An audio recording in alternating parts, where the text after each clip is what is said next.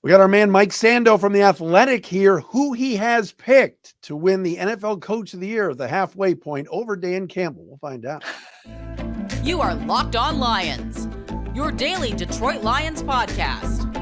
Part of the Locked On Podcast Network, your team every day.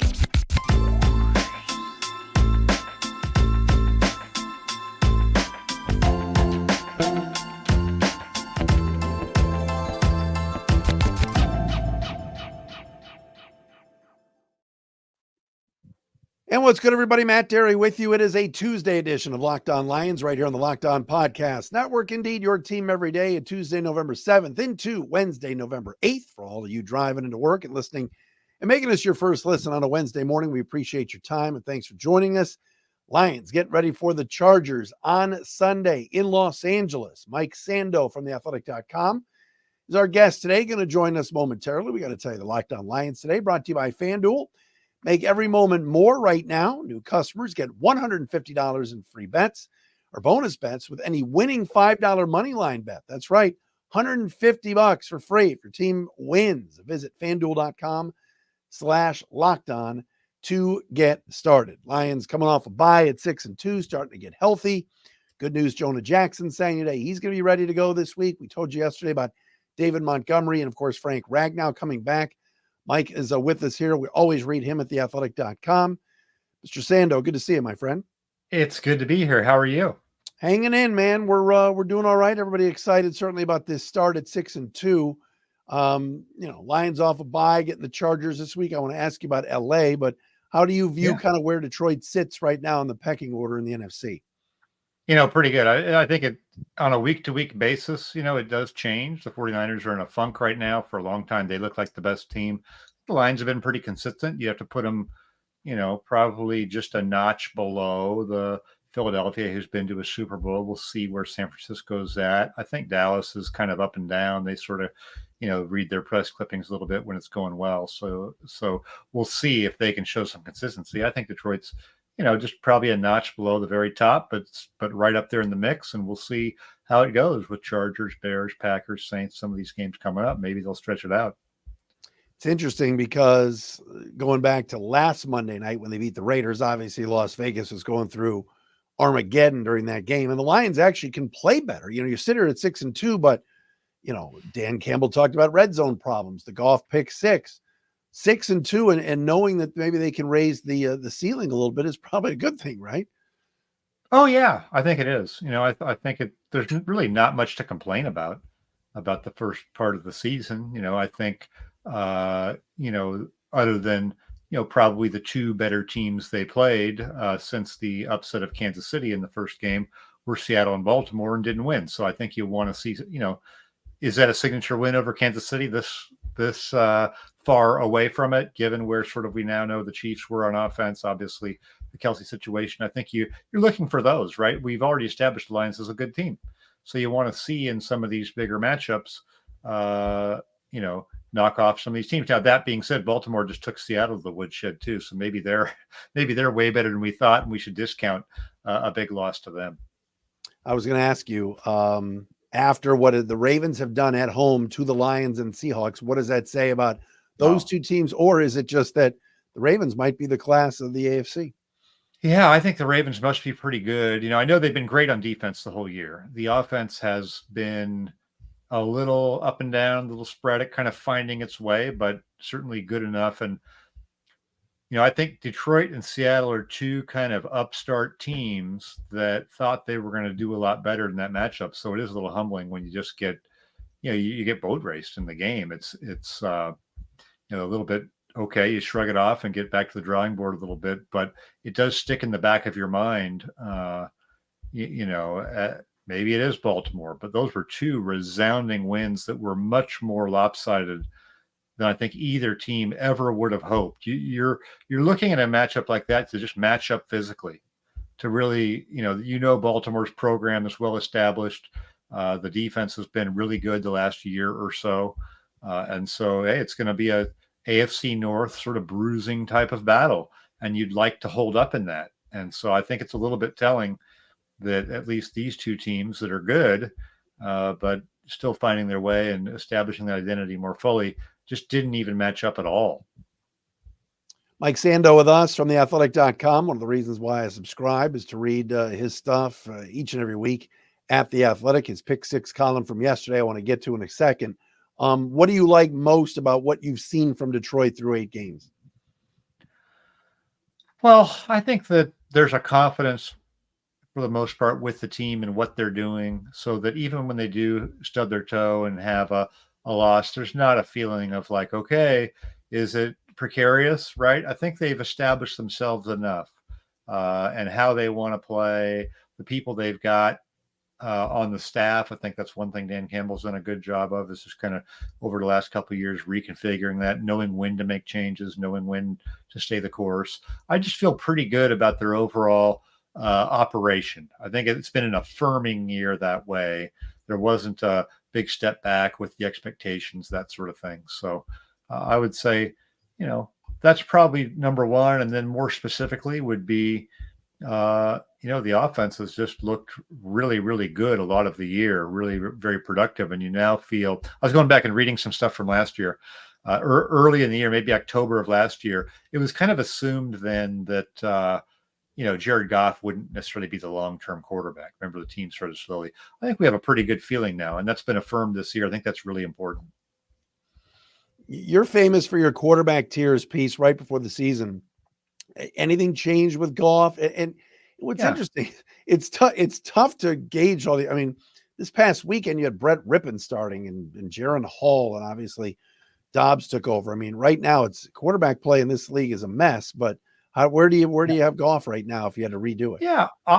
So Goff has kind of come in the last few years, sort of, probably upper tier 3, meaning, hey, we can win with them. Not really 100% sure if you're going to win it all with him. Maybe need, some run game and defense to help him out. I think that's probably a little bit of underrating him. At the end of going into this season, Kirk Cousins kind of elevated in the bottom of tier 2. I'd say that's probably where Goff is going to wind up after this season. I think he's probably gets a little bit of a bad rap for his career, or just hasn't gotten the full credit because it's been a career of extremes. I think when you come out and have it go as bad as it did under Jeff Fisher, you spend a lot of time trying to sort of living that down, right? And then when it turns around, they give the credit to the coach. So I thought Alex Smith had some great comments on the pregame, going into the Monday night game about that. He certainly lived a little bit of that too. Yeah. And so I think that has probably made Goff be viewed a little more glass half empty than half full. And maybe that can be changed a little bit, so he gets a little bit more of the benefit of the doubt. He's got a really good offensive line. I think Hank Fraley should get a lot of credit because they've had a lot of injuries up front, yet Goff has stayed upright. And when you throw that running game in, and we had to watch it last night on Monday Night Football with just such a struggling Jets offense and a Charger offense that didn't do that much. You gotta like the Lions' chances in some of these games that might turn into shootouts because they can hang with just about anybody. Really excited to see them against the Chargers. The Chargers have kind of been all over the place a little bit. Their defense has been bad. Of course, you play the Jets. It looks good. Defense has not been good. The offense has been really good at times, down other times, really not good the other night. So I think this is another sort of a measuring stick game in its own way. You're on the road against a team that had high aspirations this year. It really hasn't gone their way. This is one, if you're Detroit, you'd like to feel like you're going to go in there and you're the more consistent team and get the job done. More with Mike Sando coming up next. I do want to ask him about it in his Pick Six column, his kind of halfway point awards, which included some Lion mentions. We will do that coming up next. We got to tell you about our friends at PrizePicks and how much we love PrizePicks. It is daily fantasy that is so much different and so much more fun because you pick 2 to 6 players, you pick their projections, all right? And you can win up to 25 times your money. Why not do that? This weekend, for example, take Christian McCaffrey, more than 75 rushing yards. Patrick Mahomes, take him more than 2 passing touchdowns. Go through any of the players and any of the teams that you want and do that at PrizePicks. It's simple. You pick more than or less than, like I said, on 2 to 6 player stat projections, and you watch the winnings roll in. PrizePicks even offers a reboot policy so that your entries stay in play even if one of your players gets injured. Football and basketball games, if you have a player who exits the game in the first half and does not return in the second half, that player is rebooted. PrizePicks is the only daily fantasy sports platform with an injury insurance policy. How much fun is that? Got to do it. PrizePicks is the best. Players and stats that you're selecting, highlight your winnings. It's so much fun to tell your friends about at PrizePicks. Go to prizepicks.com right now /LockedOnNFL. That's prizepicks.com/LockedOnNFL. Use the code LockedOnNFL for a first deposit match up to $100. Daily fantasy sports made easy at PrizePicks. Back with Mike Sando from theathletic.com. Always read his stuff each and every week in The Athletic. I mentioned it before, Mike. I like your pick six column yesterday that came out. You gave Dan Campbell some love, but if you had to make a choice for coach of the year right now, you went with Mike McDaniel. Tell me why. Yeah, I did. I mean, I think in general, a lot of the successful coaches have not been primary play callers. I think that's often a good way to go. If you look at John Harbaugh, who we're just talking about, or Pete Carroll, or Mike Tomlin, or Bill Belichick, a lot of these guys really excel by being kind of the CEO of the whole thing and not having to be bogged down in the play sheet during the game. And I think that served Dan Campbell well in his leadership of their program. I mentioned Harbaugh, who is also one of my sort of honorable mentions in this. But I think you do have to tip your cap to that rare head coach who really incredibly affects the play of one unit with his calling and designing. And I think the job that Mike McDaniel has done, first in coaching the whole team, has been pretty good. I like the fact that he was open to bringing in a much more experienced defensive coordinator in Vic Fangio. Sometimes the younger coaches may feel threatened by a guy who was calling plays before they were born. I like that. I like the way he deals with the team. I like, the way he doesn't make it about himself. I think that's a big part of leading people. But then I think when you have a team like the Dolphins that does not have a good offensive line piece for piece, I think Tua Tagovailoa is a good but limited quarterback. When he's not on time, it really looks way worse. Yes, they have speed on offense, but the way that McDaniel has, introduced kind of some new concepts around motion, freeing up his guys to get open, setting records, NFL records through 5, 6, 7 weeks of a season for yards and by other metrics. To me, when you break the greatest show on turf records of the Rams, there's no comparison between the rosters. Kurt Warner, Isaac Bruce, Torrey Holt, Marshall Faulk, Orlando Pace.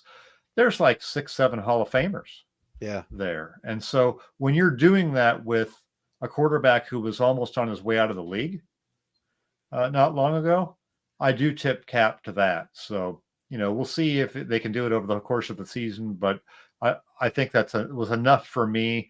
I tried not to overreact to the fact that they lost the game, this last week, but that was kind of my justification. But with Dan Campbell, year 3, obviously, getting his flowers too. And I love that you mentioned him, and just the fact that you're right. The program is in such good shape. And maybe the schedule hasn't been the best. And I know people say, well, the Lions lost, like you said earlier, 2 pretty good teams, but Campbell kind of keeps the ship righted no matter what people are saying. And with all the injuries that they've had, and sitting in pretty good shape in the NFC North. What do you see the maturity with him in terms of his abilities, I guess, on decision-making? Is it better this year than last year? You're talking about decision-making during the games? Yeah.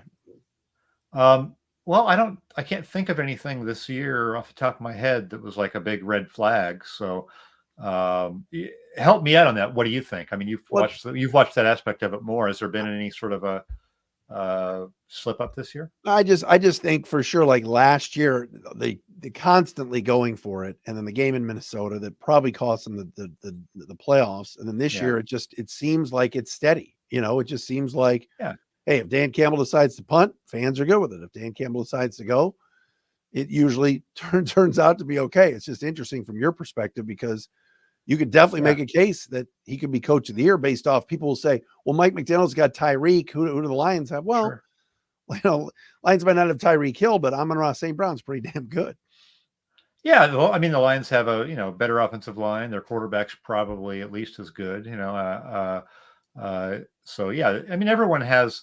there's reasons for success beyond the coach and all of these things, right? I mean, so you can't get too specific. And look, if Dan Campbell didn't have Ben Johnson and instead had couldn't find a good coordinator, maybe we'd be talking about how it's been a frustrating season, right? I mean, so some of this stuff is is hard to always put your finger on. You just got to look at the body of work. And I think the important thing for Detroit was, like, I always felt like Campbell's messaging was pretty good, and he seemed to have I was generally impressed with him, but you have to have success at a certain point. Sure. That was kind of where we were at last year when it was 1-6. It's like, this stuff all sounds good. Like, I believe him. I think he's credible. I think he's authentic. But if we're just going to lose every game, then you eventually you don't have credibility. So I think the fact that it's turned and you've won games now when you make a decision that doesn't go well, it's not like we reassess. This doesn't become a referendum on the whole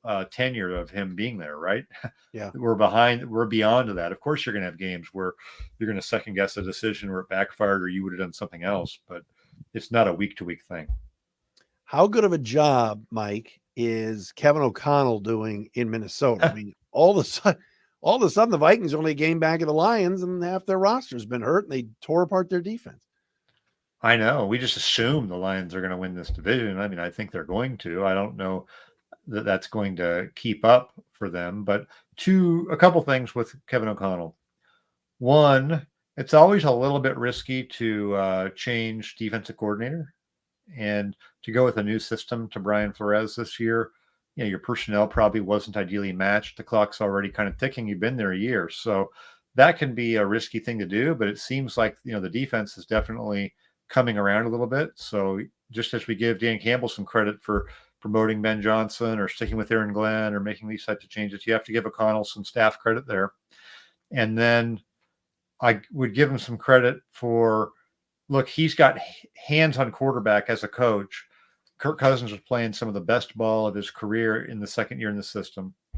And then this thing last week in Atlanta, I mean, I don't know how sustainable that is, but yeah. I mean, he's in the headset, telling the quarterback what the plays are, like not just the calls, but like what the routes are or who he should throw to or whatever he was telling him is a kind of almost once in a career type of scenario. That'll go down as one of the most memorable wins in the history of the Vikings. Think of that, a team that's been to Super Bowls throughout the 70s and has a lot of memorable games. I mean, that was pretty awesome. So yeah, I think he's riding high right now, and then we'll just see, is this going to be sustainable without Kirk Cousins? I wanted to ask you about that. I mean, Dobbs is fun and obviously a great guy, and man, what a comeback the other day. But is this sustainable in your mind? I mean, you said it before. I think the Lions are still going to win the division, but it's only a game lead. Viking schedule, soft, kind of pillowy like the Lions. How do you look at it?